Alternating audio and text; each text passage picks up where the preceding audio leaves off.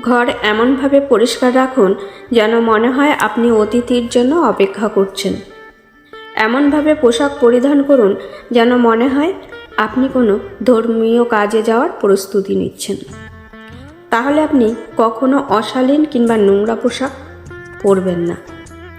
এমনভাবে জীবনযাপন করুন যেন মনে হয় আগামীকালই আপনি মারা যাবেন। তাহলে কারোর সাথে কোনো পরিস্থিতিতেই খারাপ আচরণ করতে ইচ্ছে করবে না। এগুলো আমাদের ব্যক্তিত্ব গঠনে অনেক বড় ভূমিকা রাখে। সর্বশেষ যাকে মুখের উপরে বড় কথা বলে দিয়ে এসছেন, দুটো বড় কথা শুনিয়ে এসেছেন, এখন একটু ঠান্ডা মাথায় চিন্তা করে দেখুন তো, ওই কাজটি না করলেও কি আপনার খুব বেশি ক্ষতি হতো?